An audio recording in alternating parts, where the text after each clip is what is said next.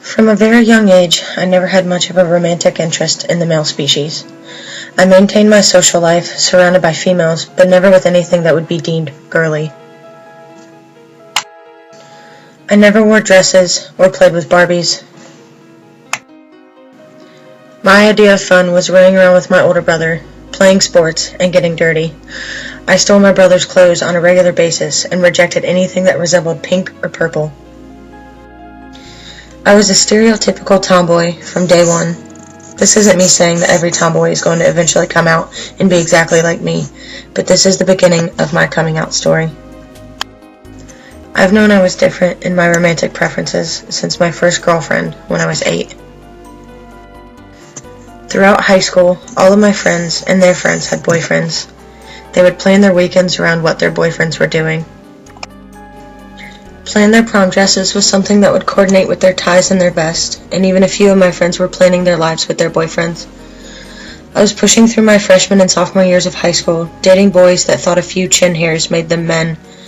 I went through the motions: find a guy you have things in common with, go on a few dates, wait for them to ask you to be their girlfriend, hold hands in the hallways, kiss when you part ways for class, and see each other on the weekends. In the back of my mind, I always knew there was something unnatural about my relationship with men. I never felt comfortable around them, and honestly, I was more interested in my friend Alex and when I was going to see her next. I spent years trying to ignore the one question that was constantly popping in my head: am I gay? So doing what any teenager would, I went on the internet. I was scrolling through MySpace when I got a friend request from a girl I went to middle school with. She messaged me to say that my I Kiss Girls shirt I bought as a joke was funny, and also asked if I really did kiss girls. All of a sudden, I was able to admit it to myself and give her a short and simple answer: yes. After an exchange of numbers, late nights of texting and phone calls, I realized I finally had stopped going through the motions. I didn't feel forced to act a certain way or pretend to be happy when I wasn't. For the first time in years, I realized I was genuinely happy and 100% being myself. Eventually, MySpace girl and I started dating, which at that point, I realized I needed to tell my mom. I was nervous. 3 months into MySpace girl, Shannon and I's relationship, my mom was suspicious. I abruptly dumped my boyfriend, Austin.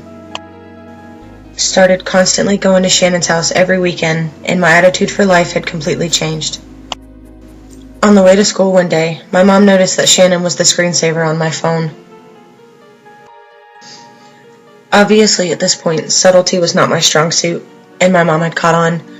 She finally asked me if Shannon was my girlfriend, and being the obnoxious teenager I was, I said no.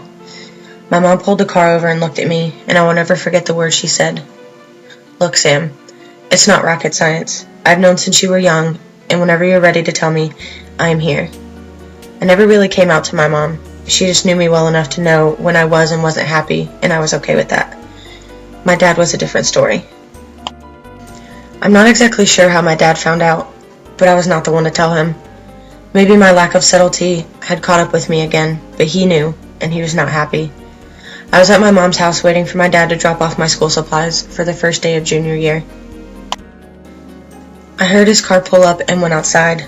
My dad had never been known for keeping his cool in stressful situations, and I guess it was my turn to learn that firsthand.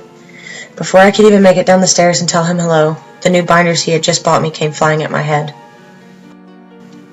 I fell backwards, shocked and confused. When I looked up, his face was red and his fists were clenched. I had heard him yell before, but never like this. As I was on the ground, he started screaming at me. "I can't believe this. You'll never amount to anything after choosing this lifestyle. Everyone will just see you as this damn dyke. You'll never be anything." Finally, my mom heard his yelling and came out to see me sobbing on the front porch and him towering over me, spitting his hateful words at me. My mom, being a total of 5'3", pushed my 6-foot-tall dad away from me. She told me to go inside, where I was greeted by my brothers and sisters taking turns holding me and wiping my tears. I could hear my parents screaming at each other in the front yard for a while as I cowered in the corner, peeking through the window. Eventually, I heard my dad's Ford Focus turn on and his tires screeching out of our driveway. My mom came in and held me for a while, and the rest of the night was just a blur. I finally fell asleep in my mom's arms and didn't wake up until the next morning. I didn't hear from my dad for 2 years after that. He didn't try to contact me, and I never tried to contact him. It wasn't until we both started going to UNCC that he tried to reach out to me. I guess being on the same campus and constantly trying to avoid each other was too much work for him. We finally met for lunch one day, but knowing my father, I knew we weren't going to talk about what happened. We ate our burgers and fries, talked about how his classes were going as well as mine, talked about our lives for the last 2 years, finished lunch, hugged, and that was it. We never revisited that night, and I think for the sake of our relationship, it was probably a good thing.